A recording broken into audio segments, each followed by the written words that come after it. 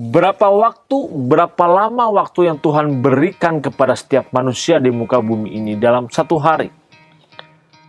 Setiap orang pasti sama akan menjawab 24 jam dalam satu hari. Memang betul, Tuhan memberikan waktu 24 jam dalam satu hari kepada setiap orang. Tidak ada di antara saudara yang mungkin menerima waktunya 20 jam, atau 25 jam, atau 30 jam. Tetapi semua sama, menerima anugerah yang sama 24 jam di dalam satu hari.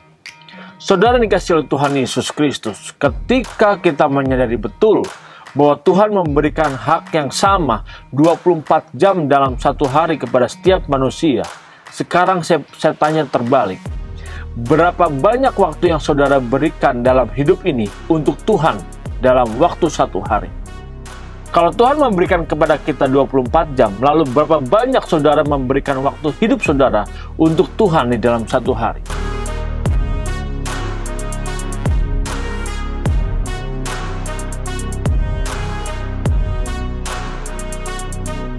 Salam saudara yang dikasihi oleh Tuhan Yesus Kristus dimanapun saudara berada saat ini. Salam transformasi. Saat ini kita akan merenungkan mengenai konsisten hidup berkenan. Saudara, apakah saudara sudah berkenan kepada Tuhan di dalam hidup ini? Apakah saudara sudah konsisten menjaga hidup ini dari waktu demi waktu? Apakah saudara juga sudah konsisten menjaga pikiran dari setiap saat, setiap godaan, setiap tantangan? Apakah saudara juga sudah konsisten menjaga cara pandang saudara apa yang dilihat selama ini? Apakah saudara juga sudah menjaga perkataan saudara bahwa tidak menyakiti hati orang lain dan tidak berbicara semuanya sendiri, tetapi apa yang diucapkan harus seizin Tuhan? Apakah saudara memikirkan apa yang saudara perbuat selama ini sudahkah berkenan di hadapan Tuhan? Saudara yang dikasihi oleh Tuhan Yesus Kristus, di dalam kehidupan ini seringkali kita hanya hidup untuk menyukakan dan menyenangkan diri kita sendiri. Padahal kita seharusnya berjuang, berusaha supaya kita berkonsisten, supaya tetap berkenan di hadapan Tuhan. Mari kita baca firman Tuhan yang terambil dari surat Roma 12 ayat 1. Firman Tuhan berkata, "Karena itu, saudara-saudara, demi kemurahan Allah, aku menasihatkan kamu supaya kamu mempersembahkan tubuhmu sebagai persembahan yang hidup, yang kudus, dan yang berkenan kepada Allah. Itulah ibadahmu yang sejati." Saudara, kalau kita perhatikan, di mana ayat ini berkata bahwa mempersembahkan tubuhmu sebagai persembahan yang hidup dan yang kudus.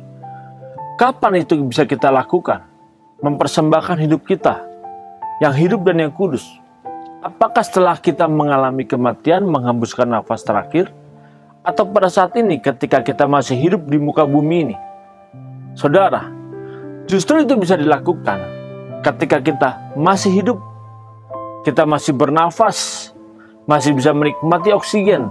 Disitulah kesempatan kita untuk mempersembahkan hidup kita. Ketika kita sudah mengalami kematian, kita tidak lagi bisa mempersembahkan tubuh kita yang hidup dan yang kudus. Justru kesempatan kita ketika masih bernafas di muka bumi ini. Berapa lama saudara bisa hidup di muka bumi ini, saudara? 70 tahun? 80 tahun? Bahkan 90 tahun, itu pun kalau kuat. Tetapi seringkali saudara, belum sampai umur 70 tahun, sudah banyak yang menghembuskan nafas terakhirnya. Sudah banyak mereka pulang. Saudara, inilah kesempatan yang berharga di dalam kehidupan kita. 70 tahun sampai 90 tahun itu pun kalau kita kuat, kita harus berjuang, harus konsisten bagaimana supaya hidup kita bisa berkenan di hadapan Tuhan. Supaya hidup bisa berkenan di hadapan Tuhan, tidak bisa sekarang kita berkenan, besok tidak, besoknya tidak lagi, besoknya berkenan lagi. Saudara, kita harus berjuang, mempertahankan perkenanan kita terus-menerus setiap saat, setiap waktu, dengan kita menjaga pikiran kita, mempersembahkan tubuh kita. Kita sadar sekarang, hidup kita sangat singkat. Seperti uap, sekejap terlihat, sekejap lenyap. Saudara dikasihi oleh Tuhan Yesus Kristus, ketika kita menyadari bahwa hidup kita sangat singkat, berarti waktu hidup kita sangat berharga. Jangan sia-siakan waktu yang sangat berharga ini, saudara. Justru kita harus memanfaatkannya. Karena kita menyadari betul hidup kita ada batasannya. Dan setelah kita menembus batasan hidup ini, maka kita akan masuk tahap kehidupan kekal abadi selama-lamanya, yang tidak pernah bisa dihindarkan oleh siapapun juga di muka bumi ini, saudara. Begitu kita menyadari bahwa hidup ini sangat singkat, berarti kita harus mulai memikirkan apa yang kita perbuat mulai hari ini, besok dan seterusnya. Seharusnya yang kita perbuat itu menyukakan dan menyenangkan hati Tuhan. Saudara, berapa lama waktu yang Tuhan berikan kepada setiap manusia di muka bumi ini dalam satu hari? Setiap orang pasti sama akan menjawab 24 jam dalam satu hari. Memang betul, Tuhan memberikan waktu 24 jam dalam satu hari kepada setiap orang. Tidak ada di antara saudara yang mungkin menerima waktunya 20 jam, atau 25 jam, atau 30 jam. Tetapi semua sama, menerima anugerah yang sama 24 jam di dalam satu hari. Saudara dikasihi oleh Tuhan Yesus Kristus, ketika kita menyadari betul bahwa Tuhan memberikan hak yang sama 24 jam dalam satu hari kepada setiap manusia, sekarang saya tanya terbalik. Berapa banyak waktu yang saudara berikan dalam hidup ini untuk Tuhan dalam waktu satu hari? Kalau Tuhan memberikan kepada kita 24 jam, lalu berapa banyak saudara memberikan waktu hidup saudara untuk Tuhan di dalam satu hari? 10%-nya? 20%-nya?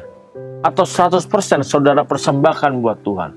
Tapi kalau kita menyadari betul firman Tuhan yang dikatakan bahwa kita mempersembahkan hidup kita yang kudus, yang hidup, berarti seharusnya kita mempersembahkannya sepenuhnya, sepenuh hidup kita, 100%, saudara.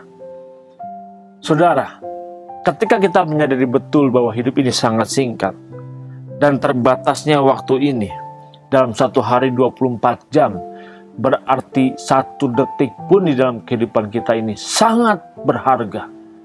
Jangan kita sia-siakan. Karena inilah kesempatan kita bagaimana kita bisa mempersembahkan hidup kita. Dan orang yang menyadari bahwa dia harus mempersembahkan hidupnya yang hidup, yang kudus, berarti dia harus menjaga apa yang masuk ke dalam tubuhnya. Selama ini banyak orang percaya yang mungkin dia mengatakan bahwa saya sudah mempersembahkan tubuh saya kepada Tuhan. Mari kita renungkan. Berapa banyak makanan yang masuk dalam tubuhnya yang meracuni tubuhnya? Apa saja yang masuk dalam tubuhnya? Kalau orang yang mempersembahkan tubuhnya buat Tuhan, dia akan menjaga makanan yang masuk dalam tubuhnya. Apa yang masuk dalam tubuh kita itu akan terlihat. Mungkin makanan 10 tahun yang lalu, 20 tahun yang lalu, itu masuk di dalam tubuh kita. Dan saat ini bagaimana bentuk tubuh kita, itu yang menentukan. Itu yang menunjukkan, benarkah kita sudah mempersembahkan kepada Tuhan hidup kita yang benar-benar hidup dan yang kudus.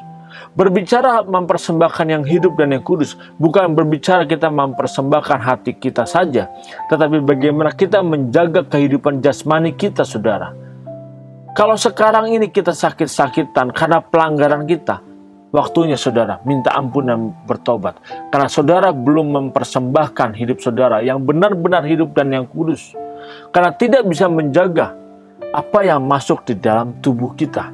Saudara dikasihi oleh Tuhan Yesus Kristus, untuk melakukan hal ini tidak mudah memang. Kita butuh perjuangan. Kita butuh konsisten di dalam menjaga kehidupan kita sejak kita bangun tidur. Apa yang kita pikirkan kita harus jaga. Kita butuh ketekunan. Bagaimana kita mempertahankan pikiran kita, hidup kita dari segala tawaran yang ada. Dari segala godaan yang ada. Saudara dikasihi oleh Tuhan Yesus Kristus, mungkin mulut kita mengatakan bahwa kita mempersembahkan hidup kita yang hidup, tubuh kita yang hidup, yang kudus, yang berkenan. Tetapi kita sering lupa, apa yang kita lihat, itu yang masuk dalam pikiran kita. Apa yang kita dengar, Itu yang masuk dalam pikiran kita dan jiwa kita, neshama kita. Ini yang membentuk dan akhirnya keluar dari tubuh kita, keluar dari pikiran kita karena proses dari apa yang masuk. Saudara, kalau kita melihat sistem komputer, sistem teknologi, apa yang masuk diolah dan itu yang keluar. Apa yang keluar ditentukan dari apa yang masuk. Sadarilah saudara, apa yang masuk dalam pikiran kita. Kalau kita menerima segala sesuatu hal yang tidak baik dalam hidup ini, kita menerima semua tawaran-tawaran dunia ini, maka output dari hidup kita otomatis kita pun akan tertarik dengan semua tawaran dunia ini. Ketika segala yang jahat yang masuk dalam pikiran kita, otomatis yang keluar dari hidup kita, kita akan memikirkan segala sesuatu hal yang jahat. Saudara, kalau kita mau mempersembahkan tubuh kita sebagai persembahan yang hidup, berarti kita harus menjaga hidup di dalam tubuh kita yang sudah Tuhan anugerahkan. Jangan kita sia-siakan. Kita harus berjuang. Kita harus tekun. Kita harus konsisten mempertahankan kehidupan kita. Dari kita bangun tidur, melek mata apa yang kita pikirkan, kita harus konsisten. Kita harus memikirkan perkara-perkara yang di atas, perkara-perkara yang suci, perkara-perkara yang kudus, memikirkan pekerjaan-pekerjaan Tuhan di muka bumi ini. Bagaimana kita bisa menyampaikan kebenaran kepada banyak orang, supaya mereka tidak tersesat di dunia ini. Saudara, kalau saudara mendengar dan melihat tayangan ini, sadarilah saudara mulai saat ini. Ketika saudara mendengar kebenaran ini, kita harus mentransformasi cara berpikir kita. Kalau tadinya kita mungkin semaunya sendiri dalam kehidupan ini, tetapi sekarang, mari kita ubah. Mari kita transformasi cara berpikir kita. Bahwa kita harus tetap konsisten menjaga hidup kita agar selalu berkenan di hadapan Tuhan. Untuk dapat berkenan, saudara harus memberikan hidup saudara untuk terus konsisten menjaganya dari waktu demi waktu. Tuhan Yesus Kristus memberkati saudara. Salam transformasi.